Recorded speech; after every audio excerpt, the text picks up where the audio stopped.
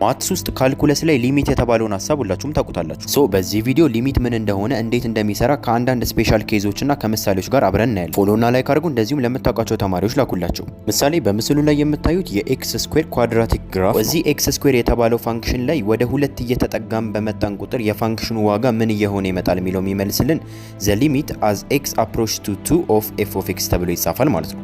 ማለትም ኤፍ ኦፍ ኤክስ ፋንክሽን ላይ ኤክስ ወደ ሁለት እየተጠጋች በመጣች ቁጥር የፋንክሽኑ ዋጋ ወደ ምን እየቀረበ ይመጣል የሚለውን ጥያቄ መልስ። ለምሳሌ ምስሉ ላይ ክሊርሊ ማየት እንደምትችሉት የኤክስን ዋጋ ወደ ሁለት እያቀረብ ነው፣ በላይ በኩልም በታች በኩልም እያቀረብ ነው በመጣን ቁጥር የፋንክሽኑ ዋጋ ወደ 4 እየተጠጋ ይመጣል። ለዚህ የዚህ ፋንክሽን ሊሚት 4 ነው ብለን መግለጽ እንችላለን ማለት ነው። እዚች ጋር የሚነሳ አንድ ኮመን የሆነ ጥያቄ አለ። ሶ 4 ከሆነ ቀጥታ ለምን ሁለትን ወስደን ወደ ሁለት የሚጠጋ ነው ከምንል ሁለትን ወስደን ለምን ኤክስ ስኩዌር ውስጥ ከተነው መልሶ 4 ነው ብለን ማስቀመጥ እንችላለን የሚሉ ሰዎችም ጥያቄያቸው ትክክለኛ ጥያቄ ነው። ምክንያቱም ሁለትን ኤክስ ስኩዌር ውስጥ በመከቱበት ጊዜ ሁለት ሲባዛ በሁለት መልሶ 4 ስለሆነ ከሊሚቱ ጋር እኩል ይሆናል ማለት ነው። ግን አሁን የሰጣቸው ኤግዛምፕል የኮንቲኒየስ ፋንክሽን ኤግዛምፕል ስለሆነ ማለትም ኤክስ ወደ የሆነ ኤ ወደ ተባለ ቫልዩ እየተጠጋች በመጣች ቁጥር ቀጥታ ሰብስቲዩት አድርገን ኤፍ ኦፍ ኤ ነው መልሱ ብለን በቀድሞ ኬዝ 4 እንዳለው ማስቀመጥ እንችላለን ማለት ነው። ግን አንዳንድ ፋንክሽኖች ቨርቲካል አሲምቶት የተባለ ፊቸር አለ። ፋንክሽኖች ደግሞ እንደምታውቁት ቨርቲካል አሲምቶት ላይ ቫልዩ አይኖራቸውም። ነገር ግን ያንን ቨርቲካል አሲምቶት ወደ ፖዚቲቭ ኢንፊኒቲ ሊሆን ይችላል፣ ወደ ኔጌቲቭ ኢንፊኒቲ እየተጠጉት ይሄዳሉ ማለት ነው። ነገር ግን መቼም አይነኩት። ለዚህ እዛ ፖይንት ላይ ያለውን ኤግዛክት ቫልዩ ማወቅ ስለማንችል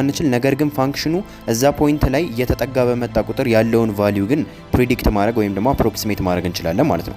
ይሄ የሊሚት አንደኛው ጥቅሙ ነው። ሌላ ተመሳሳይ ኬዝ ደግሞ ግራፎች ሆል የተባለ ፊቸር አላቸው። ሆል ወይንም ደግሞ ፖይንት ኦፍ ዲስኮንቲኒቲ የምንለው ፊቸር ደግሞ ግራፉ እዛች ኤግዛክት ፖይንት ላይ ብቻ ቫልዩ አይኖረውም አንዳንድ ጊዜ ማለት ነው። ስለዚህ እዛ ፖይንት ላይ ቫልዩ ባይኖረው ራሱ ነገር ግን ወደዛች ፖይንት ግን እየቀረበ በመጣ ቁጥር ያለውን ቫልዩ አሁንም በሊሚት ማወቅ እንችላለን ማለት ነው። ለምሳሌ ቅድም የሰራነው ፋንክሽን ላይ ፋንክሽኑ እቺ ሁለት የተባለችዋ የኤክስ ፖይንት ላይ ቫልዩ የለውም ብለን እናስብ። ስለዚህ ሁለት ላይ ቫልዩ ከሌለው ወይም ደግሞ ቫልዩ አንዲፋይንድ ከሆነ ነገር ግን ወደ ሁለት ግን እየቀረበ በመጣ ቁጥር ያለውን ቫልዩ እንደ ቅድሙ ሊሚትን በመጠቀም ማግኘት እንችላለን ማለት ነው።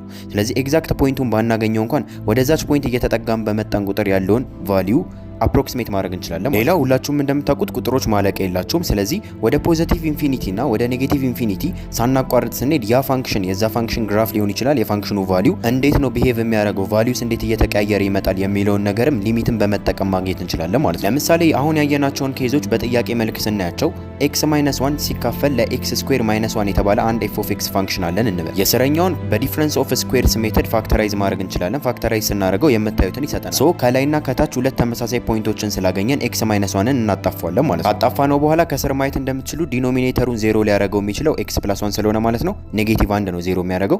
ስለዚህ ኔጌቲቭ 1 ቨርቲካል አሲምቶት ይሆናል ማለት ነው። ሌላው አንድ ላይ ይሄ ፋንክሽን ዲስኮንቲኒቲ ያለው ማለትም ቫልዩ የለውም ወይም ደግሞ ሆል አድርገን እናልፋለን ማለት ነው። ይሄ ደግሞ የሆነበት ምክንያት የመጀመሪያ ኦሪጂናል ፋንክሽን ላይ አንድን ካስገባን ከስር ዲኖሚኔተሩን 0 ስለሚያደርግብን ይሄ ደግሞ አንዲፋይንድ ስለሆነ ፋንክሽኑ አንድ ላይ ቫልዩ የለውም ማለት ነው። ስለዚህ ቅድም ያየናቸውን ቨርቲካል አሲምቶት እና ሆል የተባሉት ሁለቱም ኬዞች ይይዝልናል ማለት ነው። ስለዚህ እዚህ ፋንክሽን ላይ አንድን ስናስገባ የፋንክሽን አንዲፋይንድ ነው። ነገር ግን ወደ አንድ ቀረብ የሚሉ ቁጥሮችን ስናስገባ ወይም ደግሞ ወደ አንድ እየተቃረብን በመጣን ቁጥር ፋንክሽኑ ያለውን ቫልዩ ማግኘት እንችላለን። ይሄ የሊሚቶች አንድ አፕሊኬሽን ነው። ለምሳሌ በምትመለከቱት ቴብል ውስጥ እንዳሉት ወደ አንድ የሚቀርቡ በላይ በኩልም ማለትም ከአንድ የሚበልጡም ከአንድ የሚያንሱም ወደ አንድ እየቀረቡ በመጡ ቁጥር ያላቸውን ቢሄቪየር ማጥናት እንችላለን። ማለትም እነዚህን ቁጥሮች ወስደን ወደ ፋንክሽኑ ስናስገባ ያ ፋንክሽን ወደ ምን ቫልዩ ነው እየተጠጋ የሚመጣው የሚለውን ነገር ማጥናት እንችላለን ማለት ነው። ሌላው እዚች ጋር ኮንፊውዝድ መሆን የሌለባችሁ ፖይንት ሊሚቶች ስለ ፋንክሽኑ ኤግዛክት ቫልዩ አይመለከታቸው። ለምሳሌ አንድን እዚህ ፋንክሽኖች ስናስገባ የፋንክሽኑ ቫልዩ 2 ይሆናል ወይም ደግሞ ዋዩ 2 ይመጣልናል ብለን 1 2 አድርገን በኮኦርዲኔት አይነት ፎርም ብንጽፍ ሊሚቱ 2 ላይሆን ይችላል ማለት ነው።